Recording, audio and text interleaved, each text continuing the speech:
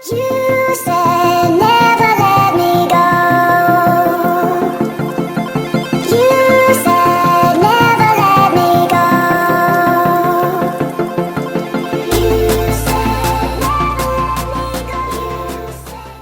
पहले क्या होता था कि ट्रेन के टॉयलेट्स के अंदर सिंपली एक पाइप लगा रहता था और जो भी ह्यूमन वेस्ट होता था वो सीधा पाइप के थ्रू नीचे आ जाता था रेल लाइन के ऊपर। तो इससे पर्यावरण भी खराब होता था, पर्यावरण को भी क्षति पहुंचती थी, रेल लाइन के किनारे गंदगी फैलती थी और रेल लाइन पे भी नुकसान होता था। रेल लाइन के ऊपर करोजन वगैरह इस तरह की चीजें हो जाती थी पानी और नमी की वजह से। तो इन सारी चीजों को रोकने के लिए रेलवे ने अपने ट्रेन के अंदर बायो टैंक का इस्तेमाल करना शुरू कर दिया। बायो टैंक आईसीएफ में अलग डिजाइन का होता है जबकि एलएचबी में अलग डिजाइन का होता है। यहाँ पे मैं आपको दिखा दूं, ये बायो टैंक लगा हुआ है और ये एलएचबी कोच के अंदर लगा हुआ है। यहाँ पे दो कोच जुड़े हुए हैं, तो एक कोच का मैंने बायो टैंक आपको दिखाया और ये दूसरे कोच का बायो टैंक है। अब मैं आपको दिखाता हूँ बायो टैंक कैसे जुड़ा रहता है और लगभग ये कैसे काम करता है। तो देखिए मैं आपको यहाँ दिखाऊं तो यहाँ पे हम देखेंगे तो ये एस ट्रैप लगा हुआ है। ये जो हिस्सा है इसे एस ट्रैप कहते हैं, एस जैसा है, एस आकार का है। तो ये जो है कमोड से जुड़ा रहता है, ऊपर वाला हिस्सा कमोड से जुड़ा रहता है और इसमें जो नीचे का हिस्सा है ये टैंक से जुड़ा रहता है। अब जो भी कमोड में ह्यूमन वेस्ट आता है वो सीधा इस एस से बायो टैंक के अंदर आ जाता है। बायो टैंक अंदर से कई खंड में बटा हुआ है, कई खंड वाइज बटा हुआ है। वेस्ट मटेरियल पहले एक खंड में आता है, फिर इससे निकल के दूसरे में जाता है, फिर तीसरे में जाता है, चौथे में जाता है, पांचवें में जाता है।